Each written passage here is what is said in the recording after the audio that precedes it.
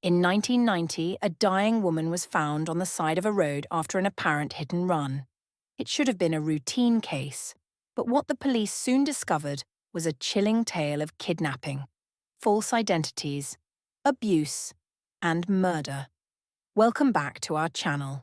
Today we delve into the tragic and haunting story of Sharon Marshall, a case that spans decades and reveals the darkest depths of human cruelty. This is the story of a young girl whose life was stolen and manipulated by a man who should have protected her. Viewer discretion is advised. Sharon Marshall was a bright and promising teenager. She excelled in her studies, earning a full scholarship to the Georgia Institute of Technology to pursue her dream of becoming an aerospace engineer. Despite her academic achievements, Sharon's life took an unexpected turn in the final months of high school in 1986. She became pregnant, a secret she kept from her boyfriend and her adoptive father, Franklin Floyd. Throughout her youth, Sharon endured unimaginable abuse at the hands of Floyd, a man who told her that he had rescued her from her abusive parents. Moreover, Floyd's control over her life was absolute. When he found out Sharon was pregnant, he refused to allow her to continue studying. Sharon eventually gave birth, but she placed her child for adoption. He was adopted by a prosperous couple from Texas. After giving birth, Floyd packed her up and moved to Tampa, Florida, with her using the aliases Clarence and Tonya. The father and daughter started living as husband and wife. Floyd forced Sharon to work as a stripper to support them. It was during this time that Sharon became pregnant again. This time, the father was a man that she met at the strip club. Again, Sharon didn't inform the baby's father of her pregnancy. This time, though, she chose to keep the child and raise it with Floyd. In June 1989, Floyd forced Sharon to marry him, telling her that it would provide her son, Michael, with a sense of belonging. She agreed. It was reported that Suzanne would have a daughter during that trip. She gave the baby up for adoption. That same year, Sharon informed a close friend at the strip club that Floyd had taken a life insurance policy in her name. She was afraid for her life. However, that fear wasn't able to help her overcome her terror of what Floyd would do to her son, Michael, if she left him. So she chose to stay. In April 1990, Sharon's body was found on the side of the road. She had supposedly gone out to buy baby items the night before. She was on her way back to the motel where her family was staying when she became a victim of a suspicious hit-and-run accident. The police were able to identify her as Tonya Hughes, a stripper at a local nightclub. Her husband, Clarence Hughes, was notified, and he confirmed her identity. The medical staff noticed that there were signs of blunt force trauma, particularly at the back of Sharon's head, that were inconsistent with a typical car accident. They also found bruises and scratches across her chest. This discovery raised questions about Floyd's potential involvement in Sharon's accident. Unfortunately, there was no definitive evidence that linked Floyd to the incident. 5 days after she was found, Sharon was dead. She never regained consciousness. Sharon was only 20 at the time of her death.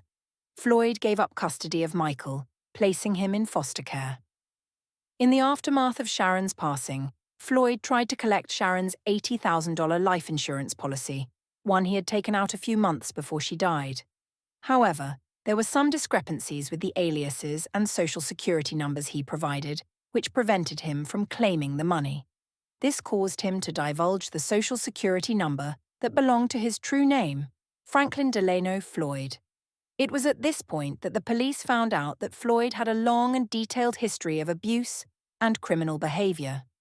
He had been convicted of sexually assaulting a 4-year-old that he had abducted from a bowling alley in 1962. He was 18 years old at the time. He attempted to escape from prison in 1963 and robbed a bank during his attempt. He was released in 1972 and, within 2 months, was arrested again. This time, he sexually assaulted a woman at a gas station. A friend posted his bail and Floyd fled the scene. For the authorities, He had seemingly vanished without a trace. While Floyd's life of deceit was unraveling, Michael was thriving under the care of foster parents Merle and Ernest Bean. The couple wanted to adopt him. However, the adoption process required DNA testing, which soon revealed that Floyd wasn't actually biologically related to Michael. So Floyd's parental rights were terminated. That's not all the police found out. They discovered that the real Tonya Hughes had died 20 years ago, at just 18 months of age. So, who was the woman Floyd claimed to be his wife?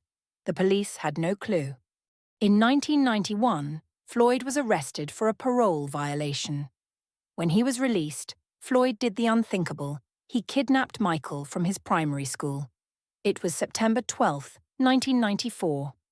Floyd went to the school and held the principal, James Davis, hostage at gunpoint, walked into Michael's classroom, and abducted the two. He forced Davis into a wooded area, handcuffed him to a tree, and then left with Michael. Sharon's high school best friend, Jenny Fisher, saw Tonya's photo on the news which was covering Michael's kidnapping. She recognized the woman called Tonya as Sharon, and insisted that Clarence was not her husband, but her father. However, upon investigation, the police realized that Floyd couldn't have been her real father. They compared Sharon's birthday to Floyd's previous stints in jail, which showed that it was physically impossible for him to have fathered her. It took the police 2 months to catch Floyd, but Michael was nowhere to be found. Still, the police were able to charge him. Floyd was convicted and sentenced to 52 years in prison. Though Floyd was already in jail, there were still some unanswered questions. Who is Sharon Marshall? DNA tests on her remains proved that the two weren't related. Floyd was very inconsistent about how he got custody of Sharon. He told the police that Sharon had been abandoned by her parents, so he rescued her. But that was all he was willing to say. In March 1995, the skeletal remains of a woman identified to be Cheryl Ann Comesso was found. She had been missing since 1989, reportedly just after having a row with Floyd. Cheryl was Sharon's co-worker and good friend. The autopsy showed that Cheryl had been beaten before getting shot in the head twice. In the same year, a mechanic found a large envelope inside a truck that he had recently bought at an auction. It was stuffed between the bed and the top of the gas tank. It contained 97 photos, most of which were of a woman who was bound and severely beaten. It was Comesso. The police traced back the ownership of the truck to Floyd. Based on this evidence, Floyd was convicted of her murder and sentenced to death in 2002.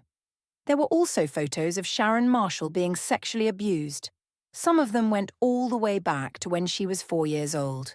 Floyd had registered Sharon under that name in an Oklahoma City high school in 1975. This meant that she was most likely born in the late 60s and possibly kidnapped sometime between 1973 and 1975. But the trail ended there. It seemed that the case of Sharon Marshall's true identity would remain unsolved. That is, until 2013, when the police reopened her case in an attempt to uncover who she really was. In 2014, the detectives finally got the answer. Sharon's daughter, Megan, whom she had put up for adoption, provided DNA to try to find her family. This led to the discovery of Sharon's real identity. Sharon Marshall was born Suzanne Marie Sevakis in 1969 to Sandy Chipman and Cliff Sevakis. She lived with her mother, who struggled with addiction. In 1974, Sandy married a man named Franklin Delano Floyd. A convicted felon would soon become the architect of Suzanne's tragic fate. In 1975, while Sandy was serving a 30-day jail sentence for writing a bad check for diapers, Floyd kidnapped Suzanne and her 3 siblings. While her siblings were eventually found, they had been placed in foster care. Suzanne and her little brother were not so fortunate. Floyd took Suzanne and raised her as his own daughter, giving her the name Sharon Marshall. At the time of the kidnapping, Suzanne was only 5 years old. Many asked why such a smart, bright girl didn't ask for help from the adults around her. But under Floyd's control, Sharon's life was a nightmare. He sexually abused her, denied her an education, and forced her to live under multiple aliases. He groomed Suzanne to believe that he was her only protector. By the time she reached her teenage years, the psychological scars ran deep. This was the life that she had grown used to. She didn't know any other kind of life. It was reported that Sharon had finally gathered up the courage to flee with Michael and her then-boyfriend, Kevin Brown, a college student whom she had been having a secret relationship with, but she died before she could go through with her plan. What about the little boy, Michael, and Suzanne's little brother, Philip? Floyd confessed to killing Michael in 2015, but the police couldn't find any trace of his body where Floyd told them he would be. As for Philip, he had ended up in the adoption system. In 2019, a man came forward believing himself to be the missing Philip. DNA tests confirmed that he was. The horrific truth of what Suzanne suffered only came to light after her death, far too late to save her. Floyd was never charged with her kidnapping or her murder. What are your thoughts on this? Please share them in the comments below. Don't forget to like and subscribe. Until next time, stay curious, stay safe.